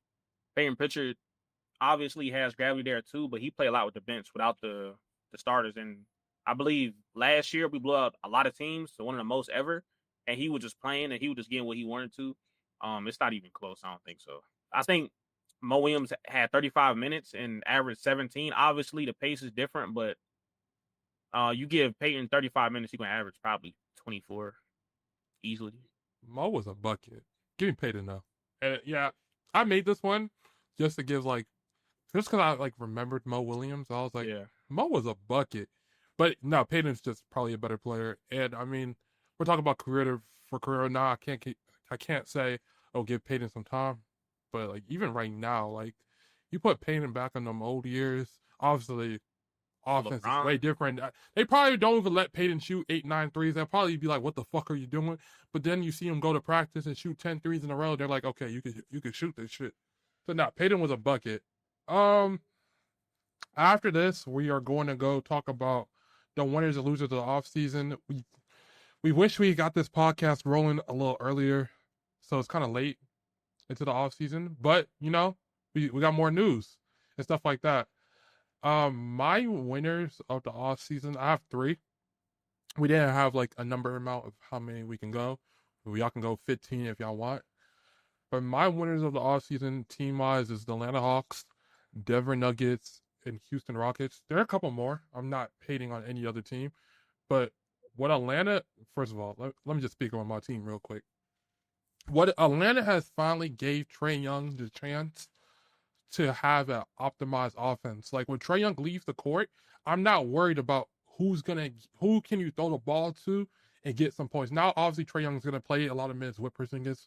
We're going to see it, but there's going to be a lot of minutes where Porzingis is on the court without Trae Young. Because he's probably going to be our best offensive option. No, he is our second best offensive option on the team. I love Jalen Johnson. That's his jersey. But he's not ready as a shot creator yet. And that's why you bring Porzingis in. Then you bring defensive help with Nickeil Alexander-Walker, Luke Kennard, and stuff like that. Well, Nickeil for defensive help, Luke Kennard for spacing, and stuff like that. You have Nickeil, that he was, a 37% three-point shooter off a good volume. Great. Elite. Showed up, one of the best defensive players, on-ball defensive players. You saw him bucking Jamal Murray. We see the clips of Jamal Murray and Jaden McDaniels trapping people half court and stuff like that. You're going to see that this year with Dyson and Nickeil because they're going to play the court at sometimes. Definitely on late games where we take Trae Young out the game for our best defensive lineups. We're going to see on lineups sometimes of Dyson, Nickeil, maybe Zach or Jalen. Well, I was trying to do a double big lineup, but you can see Dyson, Nickeil, Zach, Jalen, and Porzingis, or same thing, you put it on Yucca, or you could put up both the bigs, take Zachary out, and now you have a big lineup of defenders, and there's not really much teams can really do with it. There's no matchups you can really get to in that. Actually, let's just go one by one. I don't know how many winners do you have a lot of winners? I got 2. You got 2 losers. I got 3 and 2. Okay, y'all can give me a winner. Well, we can go back and forth. Oh wait, let me give a loser. We'll do one winner, one loser, and stuff like that. A loser for me, I'm gonna go the Pacers. It's kind of unfortunate what happened to Hallie. You don't wish that for anyone. I don't wish no injury for anyone. But the Miles Turner, I don't know what the fuck happened there. I don't think Miles Turner is a $30 million player. But when you live in Indiana and you're not going to get free agents, you give him the money. Maybe you work with him because the money he got from the Milwaukee wasn't a lot. He got like I believe it goes up every single year. I think it's like 21, 22, and then it goes up to like 25. You can give Miles Turner $25 million. I'm not a big Miles Turner guy. Fucking terrible rebounder. He did not show up in the playoffs. But what he does on the defensive end, like blocking shots at the rim and just spacing the floor for Siakam. Siakam literally said, I want to go to Indiana because I want to play with Miles Turner. Now, that's a crazy thing to say, but that's the main reason why you wanted to go, because you wanted a spacing big, and you lost him. Now your big man lineup, your big man off the bench is Jay Huff, James Wiseman, who tore his Achilles, Isaiah Jackson, who tore his Achilles. Those are your three bigs coming off the bench. I don't think they have Tony Bradley anymore. He's not worth naming. So with that being said, they have to be a loser. Like they don't have a replacement for that. And I know I like Jay Huff a little bit. He could like shoot the three, play kind of defense, stuff like that. But is he an NBA starting caliber big? No. So even if like I don't know. I haven't looked at free agency for bigs next year and stuff like that. They probably don't even have the money like that to go get a big. They probably have to go get a big in the draft next year because this shit ain't cutting it. When Hallie come back, this shit not enough. Like they're not going back to the NBA Finals with Isaiah Jackson, Jay Huff, and James Wiseman. But it's a reset year, so it's just I think they're just losers for that. But whoever wants to go next, y'all can go. Or if y'all have any comments on the Pacers, because I don't know if y'all had them as a loser. No, I did. Yeah, but that's just I can go. I'll go next with my winner. So who I got as a winner is the Rockets. They added a 50-40-90 guy, and they didn't have to really sacrifice a lot. They gave up Jalen Green, Jalen Brooks, and I think what was it? They're first. The 10th, the number 10 Yeah, the pick. 10th pick. Yeah, to get KD. I mean, you're not expecting KD to come in there and run the whole offense or anything like that. Come in, get to your spots, shoot, score, do everything that you need to do on the offensive end. We good. We got a playmaker in Van Fleet. We got defenders in our young wings. So, yeah, you got a shot creator to pair with Van Fleet instead of how you had Jalen Green. And then for my biggest loser is the Warriors. You got the Kuminga drama. You didn't make no moves all offseason, and you lost Kevon Looney, your best rebounder. So, yeah, that's definitely a L. Yeah, I mean, they're gonna get Al Horford. I think that's like already penciled in. Like once the Kamiga situation gets finalized, I think they have until October 1st to get it finalized, and then he has to sign the 1 year qualifying offer, and then they're gonna have enough money to then give the money to Al Horford. I think D'Anthony Melton is supposed to go there. Is that enough? I don't know if that's enough. But then again, like the Warriors team, they were probably the best. They had like a 24-3 record with Jimmy. Once he got on the team, and then Curry fucking got injured. But that's the scary part. Curry's getting older, Jimmy's getting older. Injuries can happen, and like they don't have nothing off the bench that you can go to when the going get tough. Okay, so Y'all actually had my two of them, so I'm gonna do the Nuggets as a winner. I think that's one of the best teams in the league now, just because when we watched them, Jokic couldn't do a lot of time what he wanted to do because of the floor spacing. Now he got, let me see, Cam Johnson, Tim Hardaway Jr. I think Bruce Brown also fits very well with that team. Yeah. Outside of Jamal Murray, he's able to come in and attack the basket what Jokic needs. I think he kind of fits in perfect. Also, again, Jonas, he's going to be elite for the fact that they needed another center off the bench to come in and score and do something for that team. I think the Nuggets are definitely huge winners. They gave everything Jokic wants. I think they're going to be back in the championship next year. Because how are you going to stop Jokic now? You can't rotate off of nobody. You can't double team, none of that. Tim Hardaway in the corner, Cam Johnson. We all know what happened to MPJ last year. Obviously, he had an injury, but now that Aaron Gordon can shoot, it's going to get scary. And also, Deron Holmes being healthy, another guy who's on a weak side defensive. They needed that with losing Michael Porter Jr., so they have him. For my loser, I would have to say the Knicks, only because they got Jordan Clarkson. But I think this is a sleeper, right? I think this is a sleeper loser because the Knicks has the opportunity to go to the championship next year, and they're not capitalizing on it because their flaws, they're not making up for their flaws defensively off the bench or offensively. Like Jordan Clarkson, yes, but he's very inefficient, and he's just not a winning player. If that makes sense, you don't have to worry about the Celtics next year, the Pacers next year, the Cavs. That's the only team. The Cavs is for real, right? So it's a sleeper loser team for the fact that they didn't capitalize off nothing. They're the same team as last year. You needed to get another backup big first off, outside of Mitchell Robinson, and a more efficient off the bench scorer. I'm okay with Clarkson. I need something more than that. So they also got Yabusele that could play like spot minutes at the 5. I mean, you're not asking him to. That defensively he's going to be bad if you have him at the 5. But like you could do some things. I'm not too bad at that. But like, what also could the Knicks really do? Like they're in second apron. They're fucked. Like, that's what I'm saying. I think like we were saying, Mikal Bridges is getting paid a lot of money.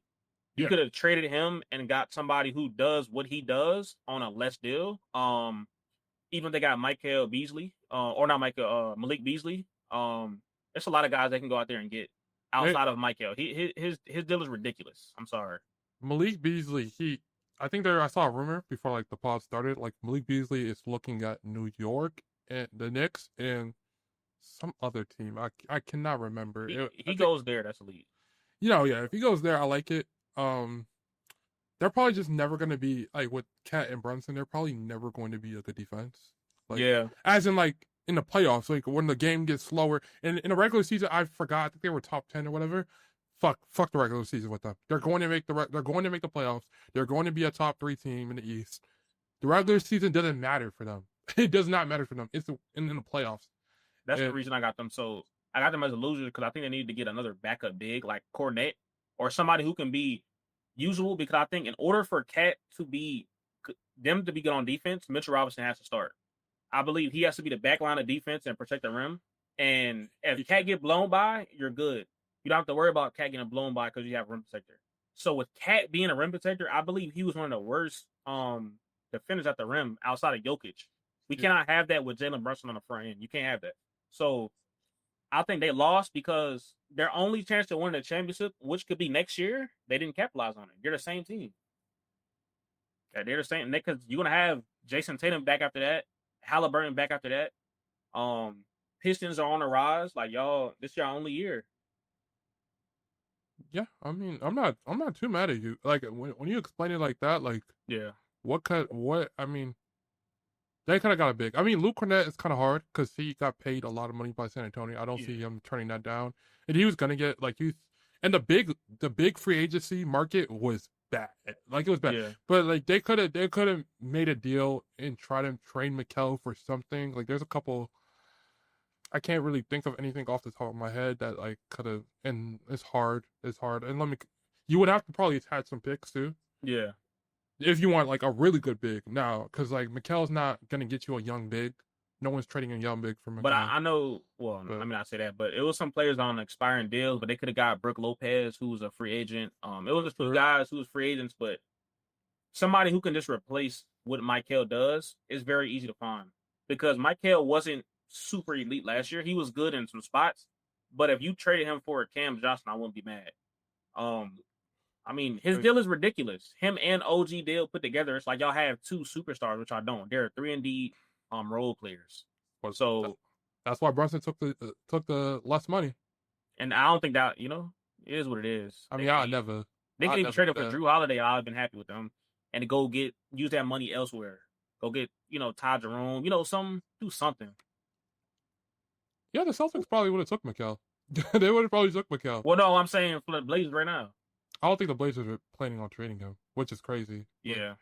I think the Blazers literally. I think the GM. I saw the Dame Lillard interview when the press, and he said they are going to compete next year. Like that's what Portland said. They are going to now. No, compete with the West. For the play-in, that's gonna be tough. Hey, I mean, hey, I'm not the GM, bro. I'm not advocating, but I mean, I like Portland's young talent. They got. Oh, we gotta do that. We gotta talk about young talent one day. But I'm back. Y'all took both of my winners, Denver and Houston, so I'm not too mad at it. But I'll give you a loser. I'm not even gonna let me save this one. The Pelicans. This fucking team might be. Well, actually, thank God to you guys. Thank God for bad ownership. Thank God for Joe Dumars.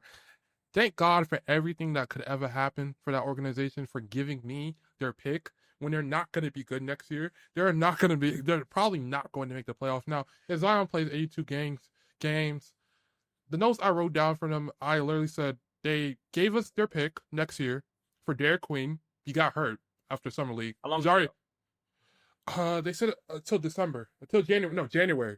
The start of January. Okay. You gave me your pick for Derek Queen. I mean, you can't predict that he's gonna get hurt, but still, yeah, it's just unfortunate. They're probably not gonna be good. Zion went from going to anime cons to being a gangbanger in the last 2 months. I don't like. I'm gonna be honest with you, bro. Like, I'm gonna be this is a bad organization. Zion is probably. I mean, if Zion says he's available, I don't know how many teams are running to the phone. I mean, he's gonna have suitors. But they're going to get lowballed because very lowballed. They're going to get lowballed because of the injuries, what he's doing, the off the court shit. Sometimes I'm not gonna speak on all of it. I'm gonna keep it basketball, but yeah, I think that pick is honestly the biggest thing. Trey Murphy is a really good player that's rising. He's always hurt. Zion's always hurt. DeJounte is coming back from Achilles torn. They got Jordan Poole. I love Jordan Poole. Has not shown he's a winning player since Golden State. You know, he was good last year. Jordan Poole was good last year, but he played on Washington. Who cares? Yeah. They got Kevon Looney, but they drafted a big, and they drafted a big last year. They drafted a big this year. They got Jeremiah Fears, but they have Poole and they have DeJounte. I don't know when Fears is going to develop. So it's like they want to compete because they gave up their pick. But they have young players. They're the most confusing team in the league. I just don't get it. God bless y'all. God bless y'all. They're confusing for sure. When you look at it on paper, I'm not going to say it's good, but no, you got DeJounte, Poole, Trey Murphy, Zion, and Missy. I didn't name Herb. Jeremiah Fears off the bench. They're not trash. They're not gonna go nowhere. But if Zion can work in a good space and like how they have with Jordan Poole now, Jordan Poole also won't be the main defensive factor. I mean, the main defensive, like when they're game planning. Yeah, liability. Yeah, so it's like now it's gonna be like he can play off of DeJounte and Trey Murphy and Zion. Now he can get to his spots and just shoot like he did with the Warriors. I think it'll be a fun watch, but in the West, you're never gonna do nothing with that. Yeah, it's just the West. I swear, if this was an East team, we're talking about them being like the 8th seed, most likely. But like when you're in the West and they're not better than a lot of rosters, and then one Zion injury, which Zion is just hurt. Is one Zion injury, they're cooked. They're cooked. They're cooked. Like Trey Murphy, like he put up good numbers being the number one option last year, but it wasn't like the advanced numbers. It wasn't all beautiful. Like the efficiency wasn't all beautiful stuff. That I love Trey Murphy. I know he's getting a lot of hype this offseason. Shout out to him. But I don't know if Trey Murphy's like your number one option if Zion goes out. Do y'all have any? I know we named the three biggest winners. Do y'all have any other winners? No, because I had the Hawks and the Rockets, and then for my biggest it was the Warriors and the Pelicans. So yeah, okay. Like with the Pelicans, like you got that backlog at the big position, and then you're asking Jordan Poole to lead a team with no direction at the same time. So it's like It's a fact. same thing he about to do in Washington, or same thing that he just did in Washington. You have another loser, Queso? I got one more loser and winner. I'll say Yeah. my winner first. My winner was the Wizards. Yeah. Getting Trey Johnson was nice. Cam Whitmore, I like the direction that they're going. Letting Jordan Poole go. CJ McCollum is more of a guy who they can kind of rely on and not so immature, if that makes sense. Somebody who can lead them and teach them. And also, I think that was just a good winner. A loser was the Celtics. Obviously, we lost KP, Drew, and Jason Tatum. And we really can't compete no more. I think Jaylen Brown will do good. Peyton Pritchard will do good, but I just don't see us competing with our big men. Losing our defenders. Our defense is going to be weak. I think we're going to be good enough to maybe to make the playoffs only because it's the East. But y'all don't want to. I really don't want to because AJ DeBanson wants to come here.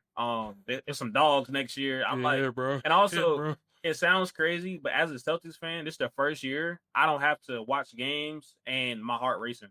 I know, like, okay, we good. We win, we lose, we good. Other years, I know I'm gonna hear all this Twitter, everything. So now it's just I can watch the game. We lose, hey, at least Jaylen Brown dropped 50. I'm happy now. Welcome to Atlanta Hawks, bro. Hey, I'm putting 1 year off. My last 2 years, I almost, you know what I'm saying? In the playoffs, you were stressing. Yo, I think 2023 played Heat Game 7 when folks missed or 2022 when he missed that Jimmy Butler missed the 3-pointer. My heart was through the roof. I had 7 bottles of water on the dresser, bro. I promise you, wrote everything.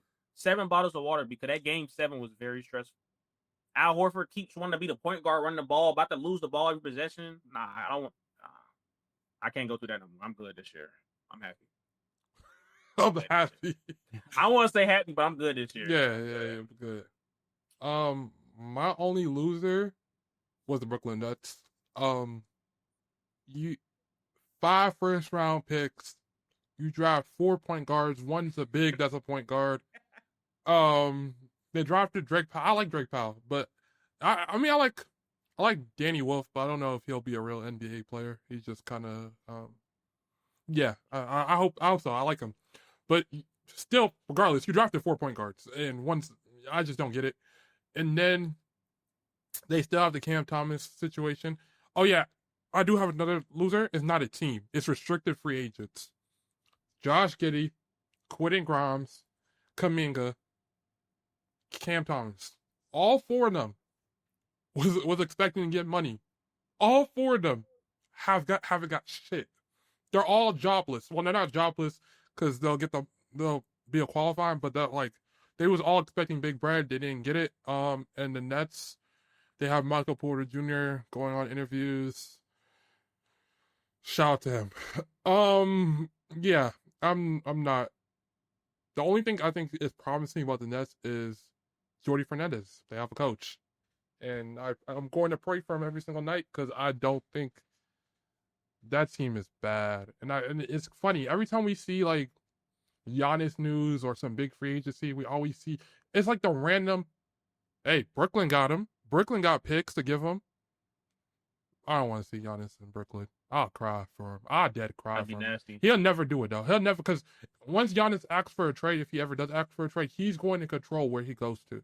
So he's not going to ever say, y'all want to go to Brooklyn after the Kyrie situation and Kate, how they, and yeah, Brooklyn's fucking dog shit. Respect to them. Respect to their fan base though, because they go through a lot. Actually, they do. They go through a lot. What's up? That's another sleeper was the Hornets. Like we were just talking about how LaMelo didn't have a lot of spacing and stuff like that. They got Liam McNeely, who was a great 3-point shooter. Con Knipple was one of the best 3-point shooters. They got, let me see, Colin Sexton. I think they actually suited up pretty well for the East. Ryan, the center that they also drafted, he was a 20-10 guy, 35% shooter, 3 blocks a game in college for Creighton. He was nice. I actually like the roster this year if they can stay healthy. Brandon Miller has to stay healthy. Bridges had to stay healthy. LaMelo has to stay healthy and stop fouling. In the East, they can actually make the playoffs. They are a sleeper because now LaMelo can facilitate to Liam McNeely in the corner. If y'all don't see him in Summer League, elite. He's good. He's elite. I think I made a Twitter post about him. That was my best player. Like last year we did Bub. This year was Liam. He's elite. He can do whatever he wants on the court. Can rebound, can assist, everything. Conk a nipple, 40% shooter. They're set for greatness, and they got one of the best coaches in the league from the Celtics. So Yeah, I'm not the biggest draft. I mean, I'm slowly getting into the NBA draft every single year, like learning prospects. I just remember Liam McNeely was supposed to be like a top 15, top 12 pick. I remember he was mocked to Atlanta, and then I did some research on him. I think he had like a high ankle sprain. Yeah, he got an ankle sprain. It was grade 3, and he played on it for the rest of the season and fucked up his stats. And then he goes out to summer league, gets motherfucking buckets, and now the Hornets look like geniuses for the first time. This might be the first draft they've had that I can like look at. I mean, Brandon Miller was a gimme, but other than that, like this is the first draft I can look at and be like, before I even see them play, be like, oh no, they did their thing for once. They have a big the Ryan guy. I'm not the biggest guy on him, but he does what big men like. He rolls. Yeah, he blocks shots. A little bit. And they got Mason Plumlee back. I mean, I'm so sorry for even bringing him up. I shouldn't. Yeah, that doesn't matter. but Ryan is good. I think Ryan is not good, but he does what a regular big man can do. Yeah, you gotta respect that. Like a big man that can roll and block shots. That's all you need sometimes. Yeah. So, yeah, I think that is all for the episode. I enjoyed this episode a lot. This shit was fun. Sure. The next episode 2, we will be doing shooting guard rankings. Top 30, we have to come together as a group and talk about who's a shooting guard and who's not a shooting guard. I feel like we did that mostly with the point guards. I think the only people were on a hedge is like Mikal, because he played the 2 kind of, but we know he's not a shooting guard. We could just like throw him in small forward, and we could just have a juiced up small forward list. But I appreciate everyone who watches. Leave a like, a subscribe, 5 stars on audio platforms. Follow the TikTok, follow the Instagram, follow the Twitter, follow Queso, Malik, me on all socials. They'll be down below. We love y'all. We appreciate y'all. Y'all have a great day. Bye.